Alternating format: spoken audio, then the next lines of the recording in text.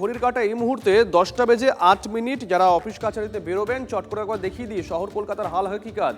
কোথাও কি জল জমেছে? দুই সহকর্মী শহর থেকে রয়েছেন, সোমা রয়েছেন, সায়ন্ত রয়েছে। প্রথমে সায়ন্তর কাছে যাব। সায়ন্ত, কি অবস্থা যেখানে আছো?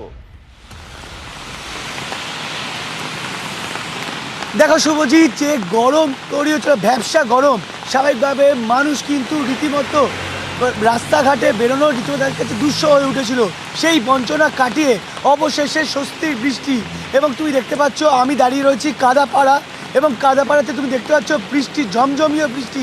গত 1 ঘন্টা ধরে এভাবেই বৃষ্টি হচ্ছে এবং কলকাতা কিন্তু বিভিন্ন অংশে এই ঝমঝমিয়ে বৃষ্টির কারণে কোথাও কোথাও জল জমে গিয়েছে।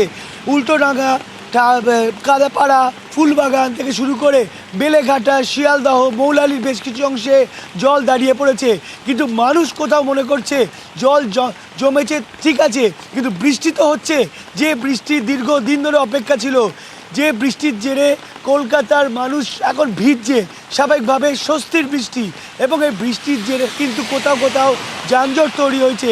তবে বাইপাসের ওপরে আপাতত যানজট মসৃণ রয়েছে, কারণ স্বাভাবিকভাবে গাড়ি চলাচল করছে। কিন্তু মানুষ অনেকেই, আমরা যেটা রাস্তা দিয়ে আস্তে আস্তে দেখলাম, অনেকেই গাড়ি থেকে নেমে এই স্বস্তির বৃষ্টিতে ভিজছে। কারণ তাদের কাছে মনে হয়েছে দীর্ঘদিন পর বঞ্চনা কাটিয়ে অবশেষে এই ঝমঝমিয়ে বৃষ্টি, আর তাতেই নিজেদেরকে ভিজিয়ে নিচ্ছে বহু পথ চলতি মানুষ বা অফিস যাত্রীরা।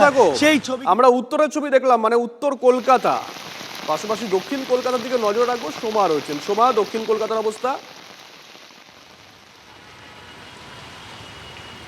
দেখো, স্বস্তির বৃষ্টি হলেও অফিস টাইমে বৃষ্টি হওয়ায় ভোগান্তির শিকার হয়েছেন সাধারণ মানুষ। কারণ জানো, এই সময় অফিস টাইম এবং স্কুলেও অনেকে যাতায়াত করছে, অর্থাৎ ছাত্রছাত্রীরা। আমি একটু ছবিটা দেখাতে বলবো। আমি রয়েছি দক্ষিণ কলকাতার কালীঘাট অঞ্চলে। বুঝতেই পারছো এই সময় কিছু মানুষ যারা অফিসে যাচ্ছেন তারা তো হয়রানির শিকার হচ্ছেন। আমি তোমাকে সামনের ছবিটা দেখাবো। দেখো, স্কুলে যাচ্ছে বাচ্চারা, খুব স্বাভাবিকভাবে এই সময় রেনকোট তাদেরকে পরতে হচ্ছে, কারণ বৃষ্টি। এই বৃষ্টির মধ্যে স্কুলে তো যেতে হবেই ছাত্রছাত্রীদের। রেনকোট পরে ছাত্রছাত্রীরা তারা স্কুলে যাচ্ছে। আর একটু এগিয়ে যদি তোমাকে ছবিটা দেখায়, যে এই সময় অফিস টাইম, সাধারণ মানুষ তাদের কিছুটা ভোগান্তির শিকার হচ্ছে ঠিকই, তবে মানুষ কিন্তু বলছেন যে স্বস্তির বৃষ্টি। কারণ এই বর্ষাকাল পড়লেই কিন্তু আমরা ভাবি যে বৃষ্টি হবে তাতে কিছুটা স্বস্তি মিলবে। কিন্তু আমরা বিগত কদিন ধরেই দেখছিলাম চরম গরম, এবং গরমের ক্ষেত্রে কিন্তু বেশ কিছুটা অস্বস্তির মুখে পড়েছিল শহরবাসী। কিন্তু এই যে বৃষ্টি শুরু হলো, এই বৃষ্টিতে কিছুটা হলেও স্বস্তি, সাময়িক স্বস্তি। তবে দেখো, বর্ষা চলে এলেও বর্ষার বৃষ্টির কিছুটা ঘাটতি রয়েছে। ফলে এই সময়ে আগামী কয়েকদিন বিক্ষিপ্তভাবে বৃষ্টি হবে কলকাতা সহ জেলাগুলোতে। এই মুহূর্তে দক্ষিণবঙ্গে ভারী বৃষ্টির সম্ভাবনা নেই, তবে উত্তরবঙ্গের ক্ষেত্রে ভারী বৃষ্টির সম্ভাবনা রয়েছে। তবে দেখো, বৃষ্টি হলে যে জল জমার কথা তুমি বলছিলে, যে দক্ষিণ কলকাতার যতীন দাস পার্ক, কালীঘাট, সেই সমস্ত এলাকায়, নিচু এলাকাগুলোতে কিছুটা জল জমলেও উত্তর কলকাতায় কিন্তু বেশি জল জমে। তবে এই বৃষ্টি যদি আজ দিনভর হয়, তাহলে কিন্তু শহর কলকাতা যে ভাসবে সেটা আর বলার অপেক্ষা রাখছে না। শুভজিৎ, নজর থাকবে।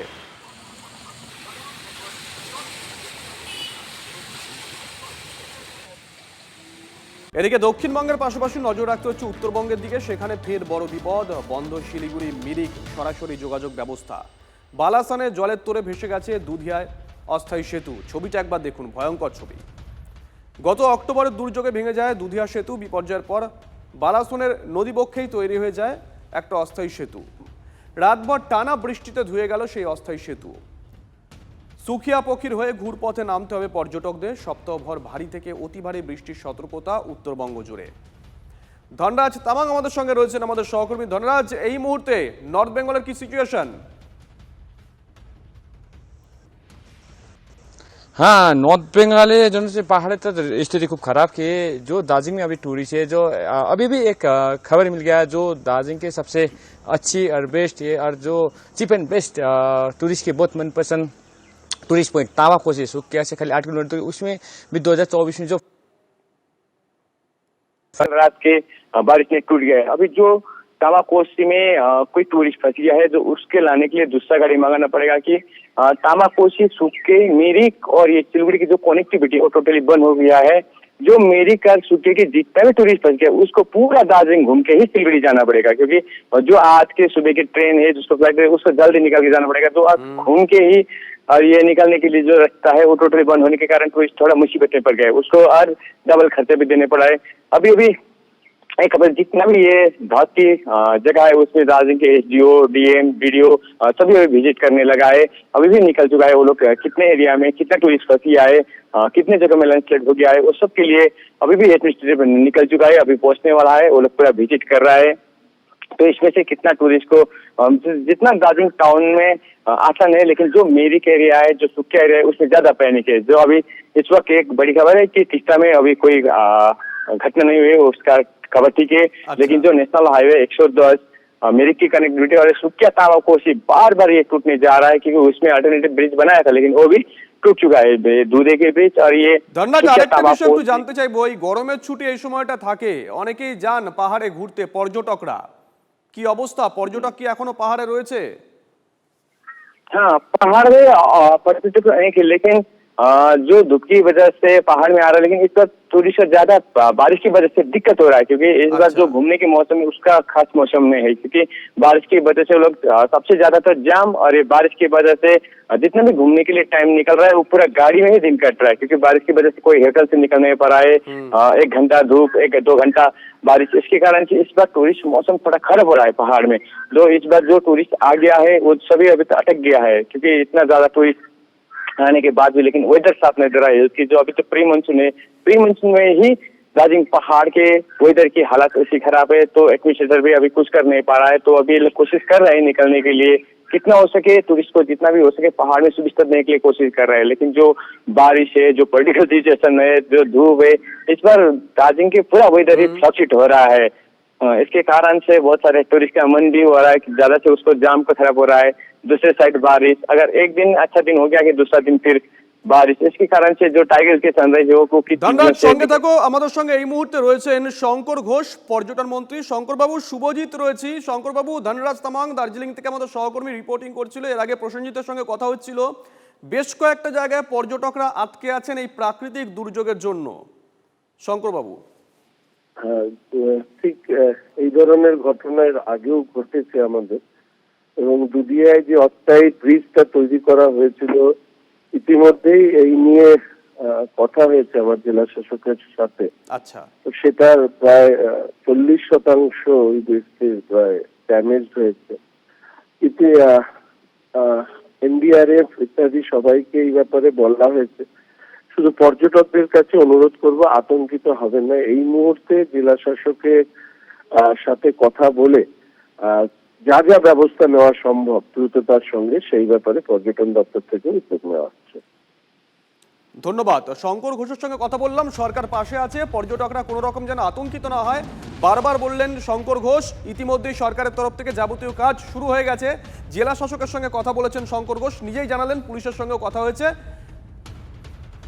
এই মুহূর্তে আপনাদেরকে সেই ছবি দেখাচ্ছি।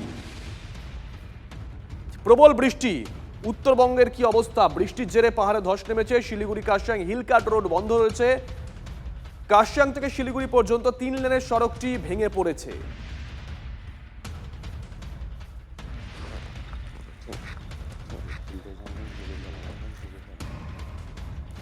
আমরা দুটো ছবি আপনাদেরকে একসঙ্গে দেখাবো। বৃষ্টির জেরে পাহাড়ে ধস, শিলিগুড়ি কার্শিয়াং হিলকাট রোড বন্ধ। কার্শিয়াং থেকে শিলিগুড়ি পর্যন্ত 3 লেনের সড়কটি ভেঙে পড়েছে।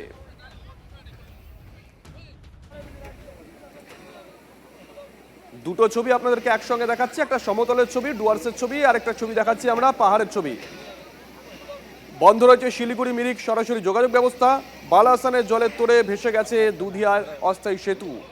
গত অক্টোবরে দুর্যোগে ভেঙে যায় দুধিয়া সেতু। বিপর্যয়ের পর বালাসনে নদীবক্ষে তৈরি হয় অস্থায়ী সেতু। রাতভর টানা বৃষ্টিতে ধুয়ে গেল সেই অস্থায়ী সেতুও। ভুটানে টানা বৃষ্টি, জল বাড়ছে ডুয়ার্সের নদীগুলোর। জলঢাকা, ডায়ানা, চামুরচি নদীতে বিপদসীমার কাছাকাছি জল। ভুটানে বৃষ্টি না থামলে ভাসতে পারে ডুয়ার্স। এখন ডুয়ার্সের কি অবস্থা রনির কাছ থেকে জানবো। রনি, দেখো শুভজিৎ, এখনো পর্যন্ত ভুটান পাহাড়ে যেভাবে গতকাল রাত থেকে একটানা বৃষ্টি শুরু হয়েছে তার ফলে কিন্তু সেই জল কিন্তু নেমে এসেছে সমতলে, বিশেষ করে ডুয়ার্সের যে সমস্ত পাহাড়ি নদী রয়েছে, ডাইনা, জলঢাকা, রায়ডাক, শঙ্খ, সেই সমস্ত নদীগুলিতে জলস্তর বাড়তে শুরু করেছে। এবং সেই সঙ্গে বলে রাখতে চাইবো, ভুটানে যেভাবে বৃষ্টি হয়েছে ভোর 5টার নাগাদ আমুচু নদীর জল একেবারে ভুটানকে প্লাবিত করে এবং বিশেষ করে ভুটানের যে জেলা রয়েছে সেই জেলার বেশ কিছু এলাকা, বিশেষ করে আবাসন এলাকার মধ্যে ঢুকে পড়ে। NHDCL যে আবাসনের এলাকা রয়েছে সেখানে জল ঢুকে বাড়ি ঘরের ভিতরে পাথর, বালি, নোংরা জল, গাছের গুঁড়ি এগুলো ঢুকে পড়ে, যার ফলে চুখার জেলার বেশ কিছু এলাকা প্লাবিত। সেখানে ইতিমধ্যে ভুটান প্রশাসনের তরফে সেখানে সেই নদীর গতিপথ পরিবর্তনের কাজ শুরু করা হয়েছে, কারণ নদী গতি পরিবর্তন করে ঢুকে পড়েছিল আবাসন বসতির দিকে, যার ফলে কিন্তু রীতিমতো সেখানকার বাড়িঘরের পাশাপাশি বহু গাড়ি সেই জল কাদামাটির তলায় চলে যায়। এই মুহূর্তে সেখানে প্রশাসনের তরফে নদীর গতিপথ পরিবর্তনের কাজ শুরু করা হয়েছে। তবে ভুটানের পাহাড় এবং সিকিম পাহাড়ে যেভাবে কালো মেঘ রয়েছে এবং ডুয়ার্সে কালো মেঘ রয়েছে, ভারী বৃষ্টি হলে ডুয়ার্সও ভাসবে এমনটা কিন্তু আশঙ্কা করা হচ্ছে, যার ফলে কিন্তু নদীর পার্শ্ববর্তী এলাকার মানুষকে সতর্ক করতে শুরু করেছে প্রশাসনের আধিকারিকরা। এবং সেই সঙ্গে বলে রাখতে চাইবো, এই ভুটানে বারবার কিন্তু ডুয়ার্স প্লাবিত হয়েছে, যার জন্য ইন্দো ভুটান রিভার কমিশন কিন্তু গঠনের দাবি বারবার তোলা হয়েছে বিগত সরকারের তরফে, আবারও কিন্তু সেই দাবি উঠতে শুরু করেছে। শুভজিৎ, ধন্যবাদ।